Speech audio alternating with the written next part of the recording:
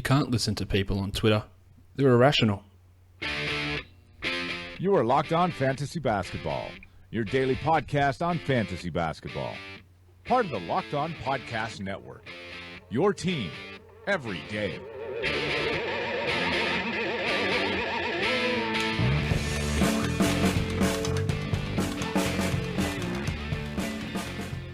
Hello and welcome to the Locked On Fantasy Basketball podcast brought to you by Basketball Monster. And today's Locked On Fantasy Basketball podcast is also brought to you by SeatGeek.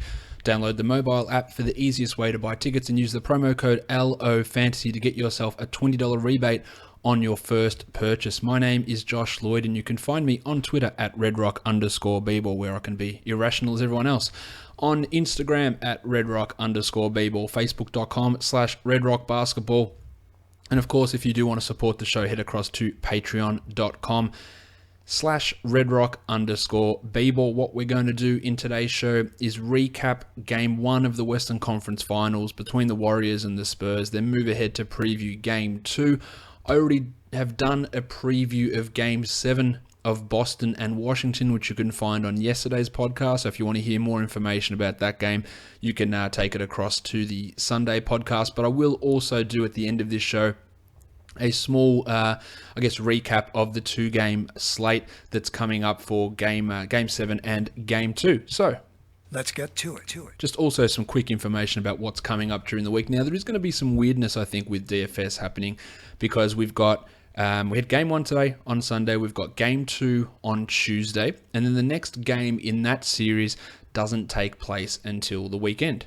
And in the interim, between Game 2 and Game 3 of the Western Conference Finals, we have both Games 1 and Games 2 of the Eastern Conference Finals. So what that means, I don't know how the DFS sites are going to deal with that because they're not going to run a slate of Game 1, Game 2, Boston, Cleveland, not Washington, Cleveland, whoever it is.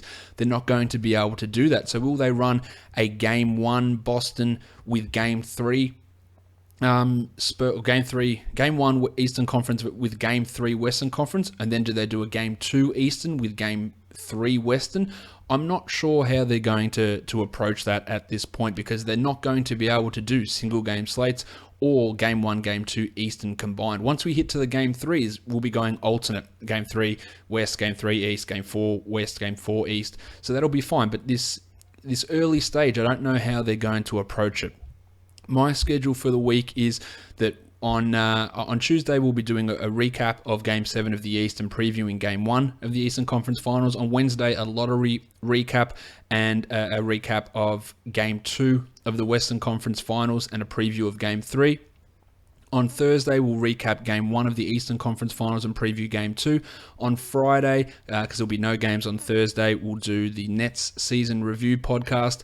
And then on Saturday, move into a Game 2 recap of the Eastern Conference Finals and a Game 3 preview. And we'll go from there. I don't need to go through the entire next 2 weeks that I've got planned out, but that's the way we're currently looking at it at the moment. So make sure you are downloading the podcast, subscribing to the podcast so you don't miss a single episode. But the Game 4s end on Tuesday next week, and we might have both series done by then, and then we'll really get stuck into doing the season review shows. But at the moment, there's that one gap on Thursday with no games, which is when we'll start off with the Nets and then move forward with the others later on. Just also a quick note to you guys playing DFS in Australia during these playoffs, don't.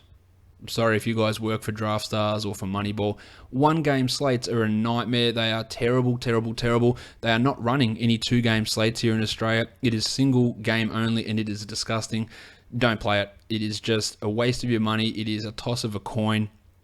It is really, really tough stuff to try and win money on. You can win money because the money's going to go off to someone, but being able to predict it and get your lineups in the best shape and be able to do it on a consistent basis on a 1-game slate is bullshit. So don't play the 1-game slates. I can't stress that enough that that during the season, if it's a 3-game slate, I go, stay away. And in the playoffs, you've got to go with 2s. In 1s, screw it. You just don't do it. It's just not a great idea to be looking at 1-game slates. Again, apologies if you happen to work for Moneyball or Draft Stars, but a 1-game slate is ludicrous and you shouldn't be playing it. Simple as that. All right. let's talk about today's sponsor of the show. And that is, of course, a long-term sponsor of the show, and that is SeatGeek. Buying tickets online for sports and concerts has been a confusing process for a long time. It's always been hard to find the best deal for that game or show that you want to go to, and none of the older ticket sites wanted to change it, but SeatGeek's different. They've come along, they've created an amazing app and website that makes it easier than ever for fans to buy and sell tickets. I recently, or last week, booked a trip to the US. I'm headed over to Utah, to Vegas, to San Francisco, and Chicago. And I bought myself some baseball tickets on SeatGeek, both in San Francisco to see the Giants take on the Indians at AT&T Park, I believe it is, and also at Wrigley to see the Cubs take on the Cardinals. And SeatGeek was the place that I went to get those tickets and got a great deal on some great seats. The best thing about SeatGeek is not only do they go and do all the price comparison for you by looking across all sites to find you the best tickets, but they tell you which ones are good prices by putting a green circle around it or moving to a yellow for not as good or red for like stay away, don't buy this one. And when you click on the seats, it gives you a view from those seats. They've got pictures in the stands at those seats, and so you can see exactly where that seat is located and what you're able to see in the stadium, which was absolutely fantastic for me getting those tickets. I've never been to AT&T Park. I've never been to Wrigley Field. I didn't know which seats were which and which ones were the good ones and what I was getting for my money. I used the green marker that they gave me on SeatGeek, the view of the seats, and bang, I got myself some tickets to go see, hopefully, some decent baseball. The best part of it is that all listeners get a $20 rebate off their first SeatGeek purchase. To get your $20 rebate, download the SeatGeek app and go to the settings tab and click add a promo code. Enter that promo code, which is LO Fantasy, and SeatGeek will send you $20 after you've made your first ticket purchase. Download the SeatGeek app and enter the promo code LO Fantasy today. All right, let's get straight into talking about what went down in that Game 1 of the Western Conference Finals. The Spurs are up big. They had a 20-plus point lead in the third quarter of the game, and they lost. 113, 111, and of course we can point to one big reason why that happened, and that's Kawhi Leonard went down with an ankle injury. He stepped on Zaza Pachulia's foot, and it's not a dirty play. I know people will say, oh, it's dirty, he put his foot there on purpose. I cannot for the life of me see that as being a dirty thing. I don't think that he deliberately did it. Yes, he was clumsy. Maybe I just want to see the good in people. I just don't think that was a deliberately dirty action by Zaza Pachulia. Yes, Kawhi was already coming into the game off an ankle sprain that was relatively severe, so he was more prone to suffering that issue again. And he went down. He wasn't able to re-enter the game. And he was fantastic before he went down with that ankle injury. We don't know what his status is going to be for Game 2. But at this point, he's listed as questionable. And I guess we'll see how it all goes. We'll talk about that when we get into the Game 2 preview. He was brilliant here. 26, 8, and 3 in 24 minutes. Shot 54%. Was 11 of 11 from the line. And had really powered the Spurs to that massive lead that they held. It obviously didn't stick when he went, and that's totally understandable. He's one of the best players in the entire NBA, maybe even the best player on the court in this game. I know Steph and KD would have something to say about that, but they're all pretty bloody close. With Kawhi down, the rest of the team struggled, which is understandable. We know that they put up those big numbers when he went, or to put up that big win when he went down against Houston in Game 6, but still, you can't be expected to do that against one of the greatest teams of all time. LaMarcus had 28 and 8 in his 40 minutes, while Manu had played 26 and had 17 points with 3 steals and an assist. So I think we're going to be seeing some decent roles from Manu moving forward. We're also going to see more DeJounte Murray. 13 minutes for him, 6, 2, and 2 with a steal and a block. Patty Mills was bad. He was 5, 2, and 3 in 37 minutes and a negative 15. While Dan Green wasn't awesome either, 8, 2, and 2 with a steal and a block in his 33 minutes. Kyle Anderson picked up the slack when Kawhi went down. He had 4, 4, and 2 in 9 minutes, so expect him to play more if Leonard isn't able to go in Game 2, while Pau Gasol had 5, 2, and 1 and was only able to play 16 minutes. I mentioned this on yesterday's podcast that Pau struggles against the Warriors. He struggled again. They didn't go with The Undertaker, unfortunately. We just saw more Dave Lee and more of the other guys, such as Simmons and Ginobili and the smaller type lineups. Dave Lee played 16 minutes as well and went scoreless and grabbed 7 rebounds. So I think we're going to be seeing, John Simmons I'll talk about. He had 12 points. He wasn't great, but he did have 12 points and played 26 minutes. And he will see an increased role if Kawhi happens to miss the next game. Where are we now? Let's go on to the Warriors. Steph Curry, 40 points in 39 minutes, 7 triples, 7 rebounds, 3 assists, and 3 steals. He was a 54% shooter on the day, weirdly inefficient from the line, but still a fantastic performance. And you can talk about, Kawhi went down and that hurt the Spurs, but Curry also got ridiculously hot, and that helped the Warriors get over the line, while KD dropped 34, 5, and 4 with 4 blocks and 2 steals. Another big game from him. Klay Thompson once again struggled. Just shows you the peril in rostering Klay. 6 and 4, did add 3 assists, 3 steals, and 2 blocks, but wasn't his greatest night as he goes 2 of 11 from the field. And this is something we've come to expect from Klay when Kevin Durant is around. Uneven performances. Zaza got the extra minutes in this one, 26 minutes, 11, 9, and 3 with a steal and a block, and that's because Andre Iguodala was injured. He was suffering knee soreness and didn't play at all in the second half, only managed 10 minutes, and he is going to have an MRI, so his status at this point is really up in the air for Game 2. We saw Matt Barnes get first half minutes, which was weird to me. He played 10 minutes in the first half, 10 minutes in the game, and majority of those minutes were in the first half before Iguodala went out. So it wasn't as though Barnes was getting those Iguodala minutes in the second half, which, when you look at it, you go, okay, cool. Iguodala went down, Barnes just stepped in. No. He was playing in that first half when Iguodala was around, and then the second half, he barely played, and all those minutes that Iguodala would normally play went to Sean Livingston and Zaza Pachulia. So maybe Barnes is a regular part of the rotation. I wouldn't be expecting him to jump to 27, 28 minutes if Iggy happens to be out in the next game. We saw what Mike Brown did here, is he used Livingston, he used Zaza more minutes. Now, Livingston played 23 and had 4 and 6, and as I said, Pachulia played 26 minutes there, and Ian Clark also came in. He was a non-active guy in the first half, didn't play at all, and he saw 5 minutes in that second half, replacing some of Iguodala's minutes. So that looks like the way that they're going to move forward with this moving forward, clearly. That's the words I'm looking for. All right, so again, I talked about Boston and Washington Game 7 preview yesterday. You can go and have a listen to that full preview on yesterday's show. Let's now move to Game 2 of Golden State San Antonio. The Warriors are favored by 12, and the total is 210.5 points here. This game taking place on Tuesday. Injury-wise, of course, we do need to check out the status of both Kawhi Leonard and Andre Iguodala. If Kawhi is out, we're going to be seeing more Manu. We're going to be seeing big usage bump for LaMarcus Aldridge. We're going to be seeing more John Simmons, and we're going to be probably seeing 20 plus of Kyle Anderson. So all those guys get significant bumps. We also will see more DeJounte Murray as well, so he will get a significant bump. He played the 12, 13 minutes today. He could easily get 20 in the next one. Didn't look out of place against the Warriors, which was huge for a rookie point guard. So expect Aldridge, expect Anderson, Simmons, Ginobili, and Murray to all benefit from Kawhi's absence. Now, I don't think that Aldridge gets more minutes necessarily, but he gets more usage and more ability to put up fantasy points. If Iguodala is out, as I touched on earlier, Zaza, Livingston, maybe a little bit more Barnesy and Clark, but mainly Zaza and Livingston were the two guys who get that bump if Andre Iguodala happens to miss. Let's start with FanDuel. Shawnee Livingston at 1,500. That's really tough to go past if we're talking about point guards.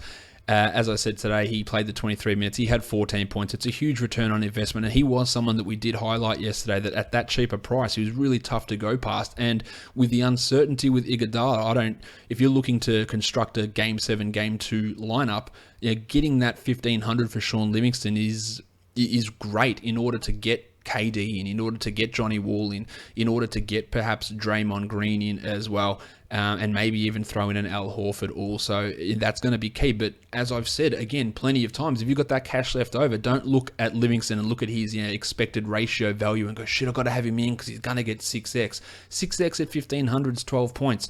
4x at 8,000 is 32 points. So it doesn't matter if you've got that extra cash left over. Get the 32, because 32 is bigger than 13. And you don't need me to tell you that. Pretty simple mathematic formula. Steph is at $10,000 on FanDuel, so a little bit of a decrease there. He dropped 55 today, so a huge performance, but I still don't feel all that comfortable with Steph. To me, putting him in would be behind guys like John Wall, Isaiah Thomas perhaps, Livingston there for that value play, and even maybe Pat Mills at 5,200, though Mills struggled and only had the 15 points today. Steph is fine for a GPP. I wouldn't feel 100% locked in on him at 10,000 in cash, but it's far from a write-off type situation for him.